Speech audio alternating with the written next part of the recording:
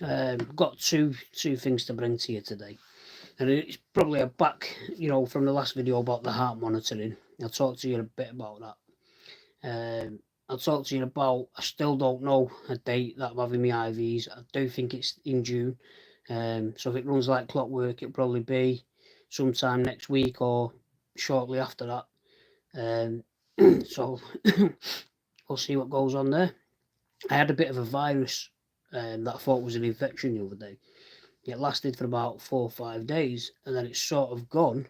So I don't know if that was, what I thought was a start of an infection, or it was just like a little mini virus, because I've picked up slightly since I had that.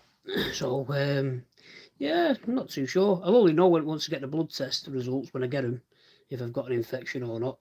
So it's bloody freezing though. I've had to shut the windows today. I've had to turn the fire on downstairs for my son, and I was contemplating putting it on in here, but I've got my jacket on. I'm nice and warm and cosy, so I don't want to waste any more gas if I have to, if I don't have to. But it's weird how it's just changed. Like I said, I had a funny feeling that we'd either have a great summer or we'd have summer in spring and then something like this, which it's a bit crap in it, because it should be lovely out there. And guys, and maybe, just maybe, that we're starting to see little side effects of the weather changing. I seem to get worse when it's like a damp, moist in the air. I seem to have a better chest health when it's warm. But yeah, everyone's different. Some people might be the opposites, where their chest is great when it's like this because it's cooler. Yeah, but I'm the other way around. I actually get affected by the cold more than I do the heat. Um, yeah, don't like radiators too much. But what about just normal environmental elements, weather-wise, that I seem to do okay when it's warm. When it's cold, I feel it tremendously, and I get a bit more poorly then. So yeah. So anyway, back to my heart monitor.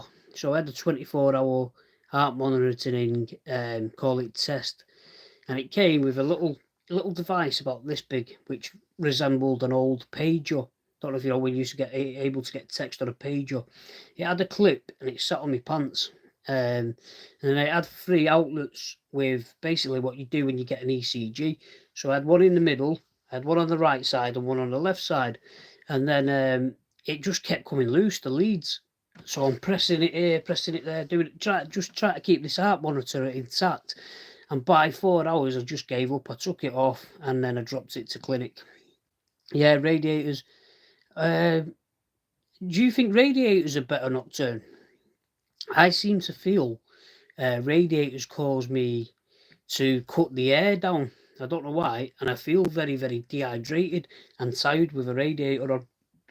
But that might be because I'm so used to having gas fires. A lot of people say you get a lot of dust from the gas fire. Obviously it's an open chimney as well, isn't it? So yeah, you're 100%. I'm a gas engineer. Yeah, probably is the nocturne. Hi, Lucy Slater. Probably is, mate. I just think with the radiator, you can go a bit extreme. So you can go from, I don't know, 15, 20 degrees all the way up to, is it 30 degrees?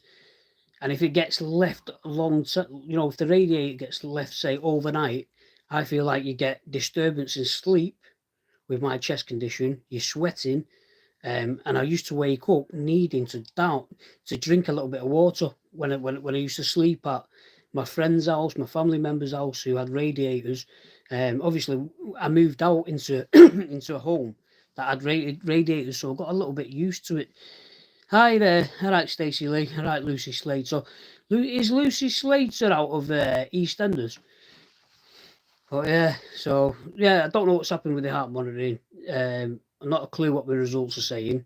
I tried to do some light jogging, and I mean just jogging on the spot, because the specialist told me he wants me to do some kind of physical activity, but I couldn't do much. I weren't feeling well that day, and the uh, the attachments were coming loose because they were in stupid areas, just underneath the lat where you've got the lats. So if I was moving my arm or anything, it was coming loose. And yeah, I said the only way I'll do it again is if they give me one of them, you know, the sportsman heart monitoring that goes round the chest. So otherwise I won't do it again. Drop the temperature at night also might be due to humidity. Probably is, mate. We tried the dehumidifier, but is it a humidifier you need? I don't know. Yeah, strong money accent, you know, that Manchester man. Yeah, Manchester. I'm all joking. I sleep in the fridge. Don't do that. It's too cold, mate. You'll end up with hypothermia and frostbite, mate. But yeah, so that's where we're at. Nothing major. Still waiting on a phone call or an email to know when I'm starting my IVs. Hopefully it runs better this time because I know how they're actually working with the one dose. I know that it has to be given over 24 hours. So if they come at 10 in the morning, likelihood they're not going to come at 10 in the morning. They're going to come in the evening. So it'll be a lot better. Yeah, well, we'll see, won't we? We'll see, mate. I mean, like I say, some people can crank them radiators up and some people forget to turn them off. And then you feel like you get headaches. I don't know if people suffer with headaches with radiators, but I did.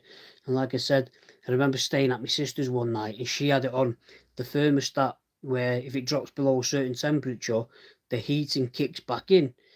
So I was sleeping right next to the radiator, and I think that counts as well. You absolutely feel like dog shit.